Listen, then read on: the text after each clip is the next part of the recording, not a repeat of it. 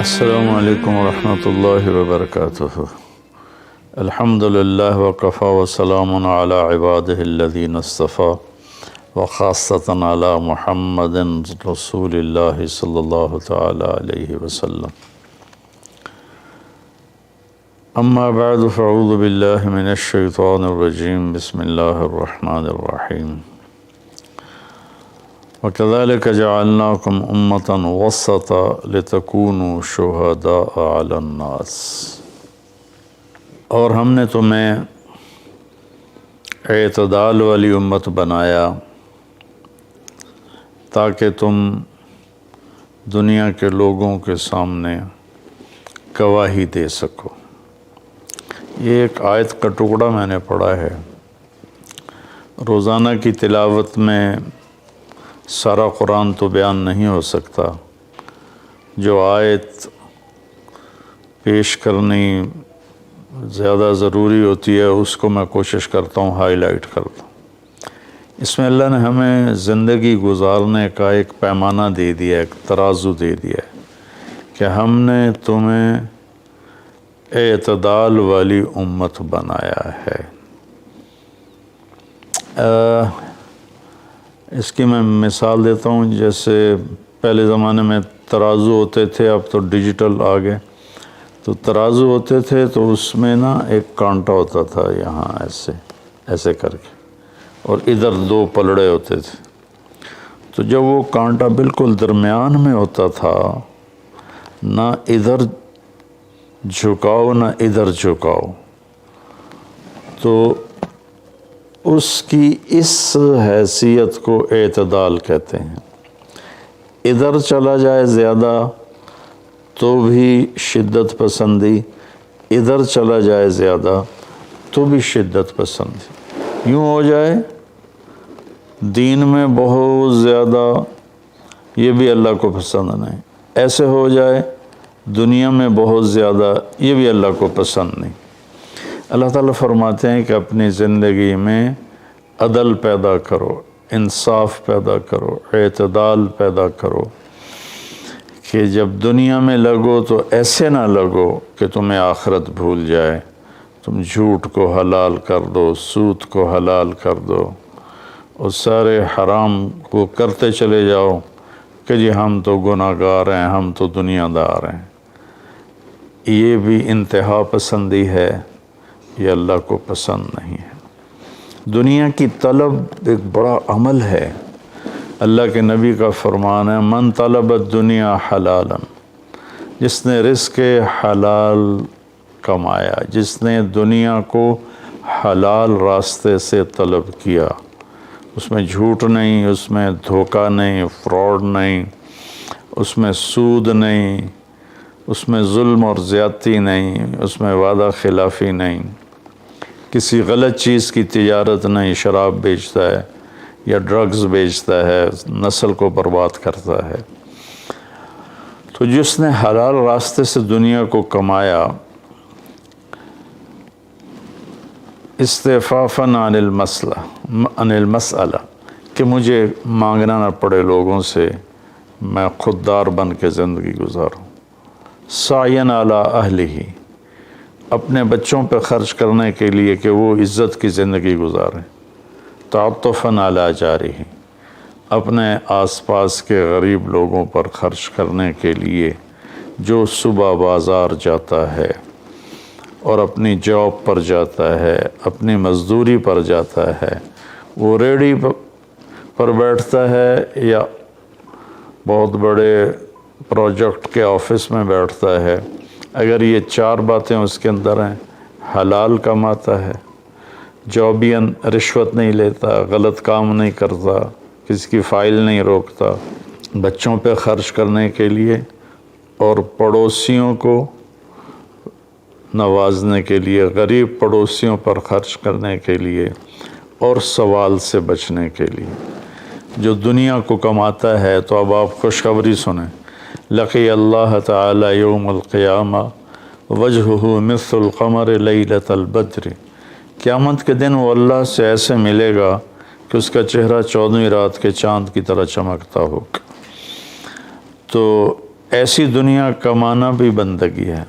ریاکاری کے نفل پڑھ رہا ہو تو وہ جہنم ہے، اور ان 4 شرطوں کے ساتھ دکان پہ بیٹھا ہو، آفس میں بیٹھا ہو، ریڈی پہ بیٹھا ہو تو وہ جنت کا راستہ ہے، اللہ کو اتنا پسند ہے، کیونکہ اس میں درمیانی راستہ ہے، اعتدال والا راستہ ہے۔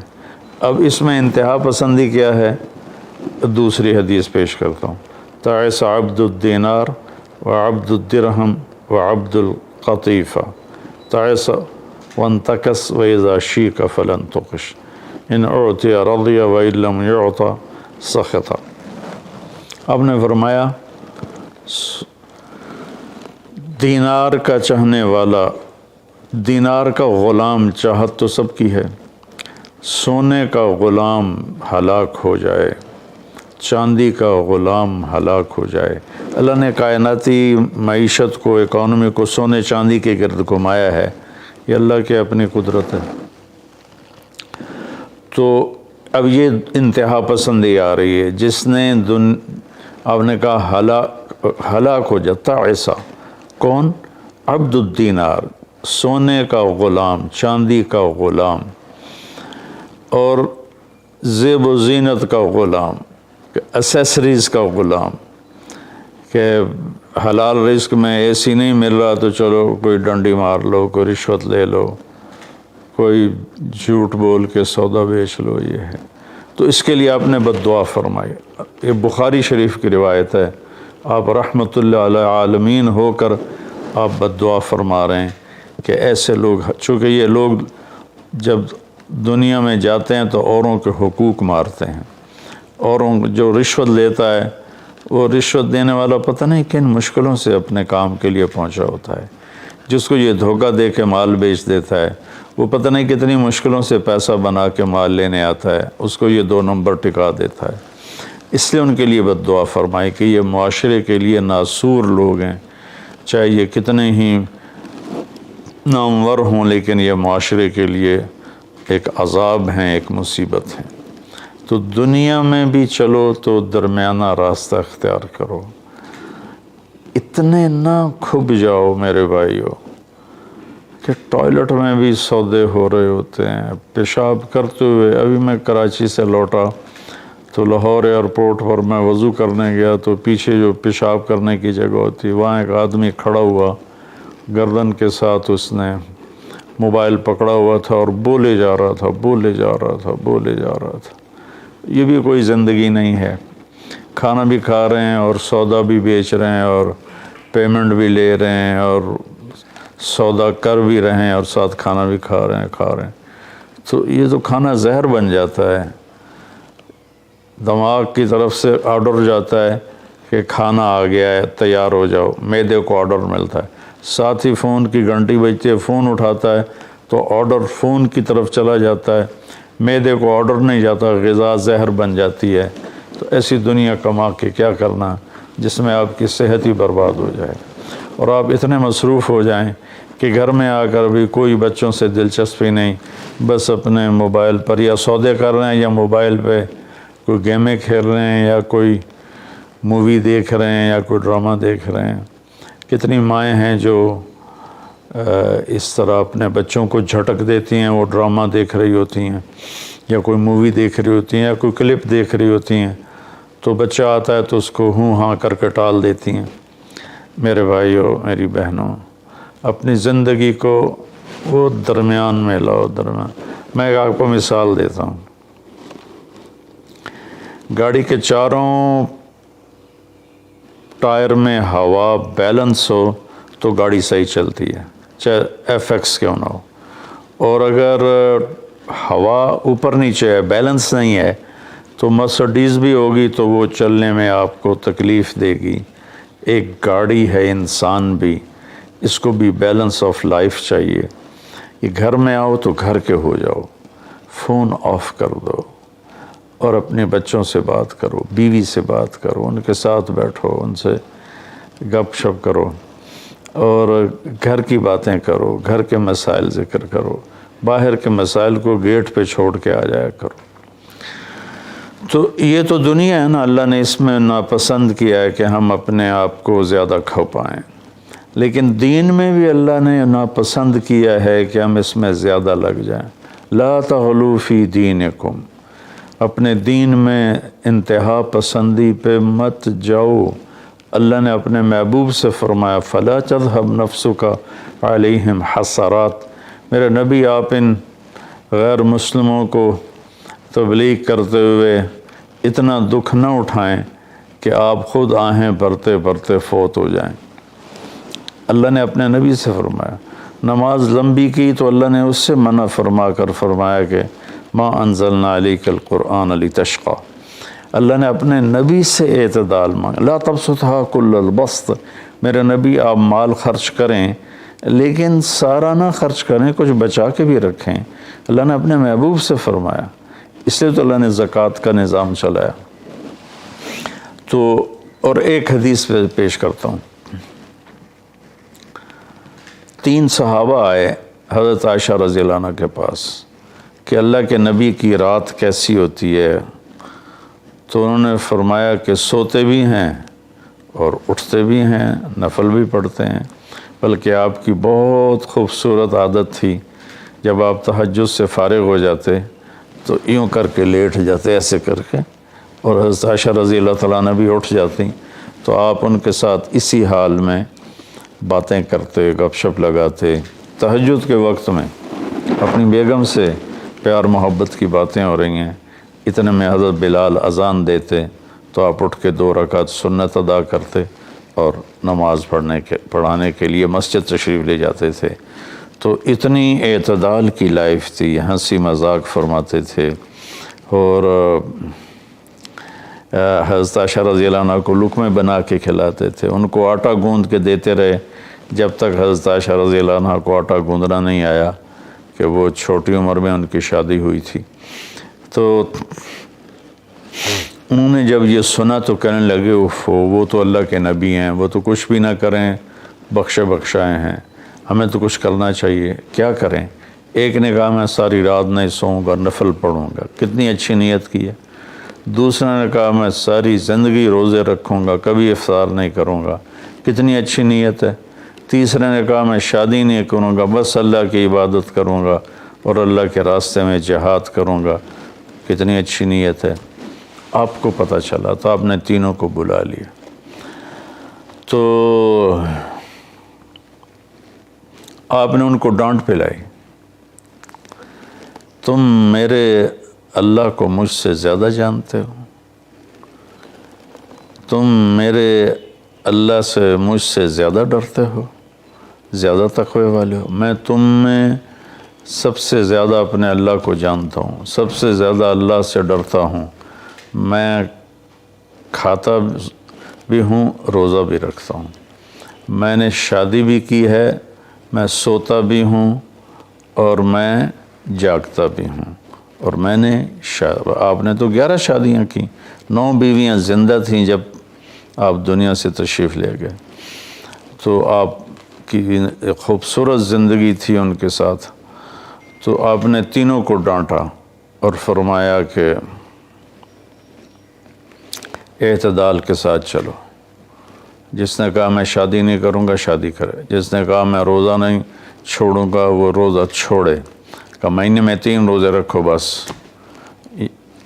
13، 14، 15، اور جس نے کہا میں رات سوؤں گا نہیں وہ آرام بھی کرے اور اٹھے بھی صحیح۔ تو یہ زندگی اعتدال والی، اللہ کا تو دین میں انتہا پسندی اچھی نہیں لگتی، اور اللہ نے اس کو رد فرمایا۔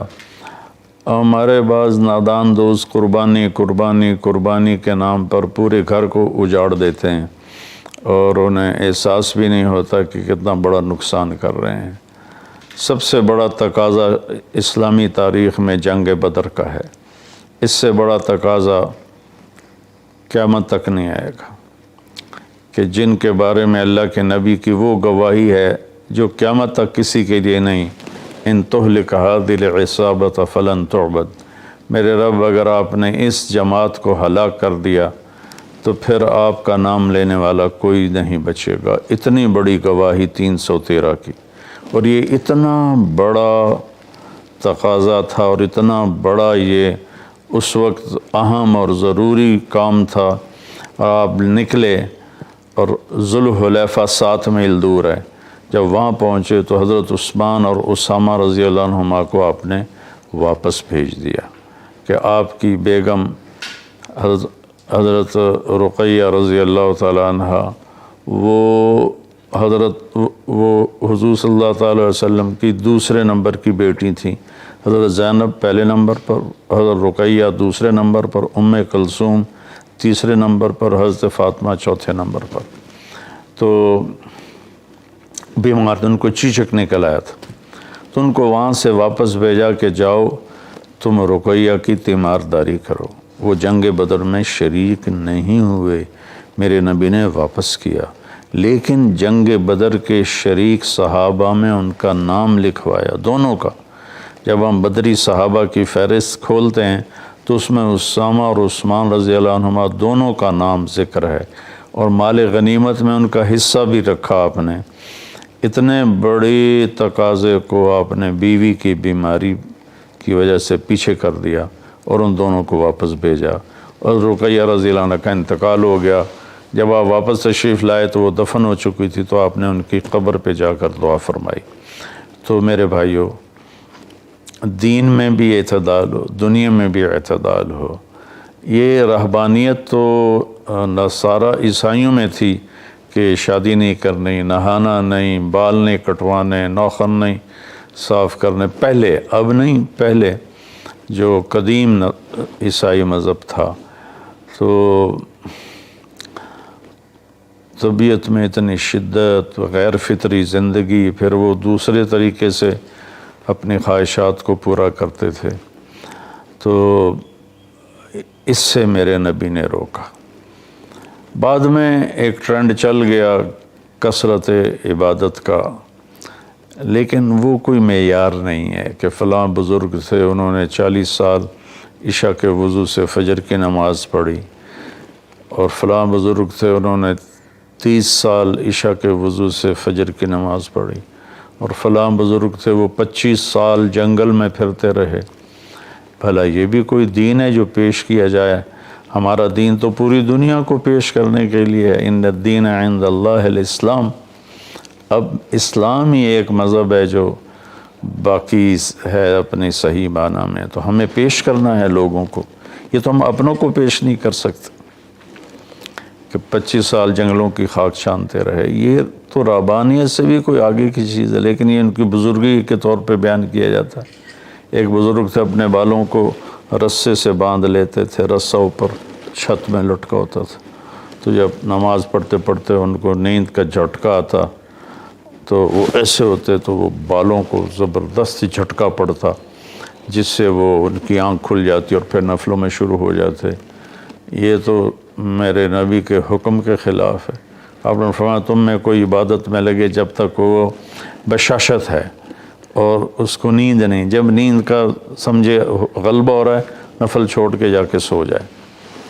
تو بعد میں یہ ایسی چیزیں پیدا ہوئیں کہ سارا سال روزے رکھنا، اور کبھی ایسا کہ ساری رات جاگنا، یہ کوئی دین نہیں ہے، یہ وہ دین نہیں ہے جسے ہم پیش کر سکیں۔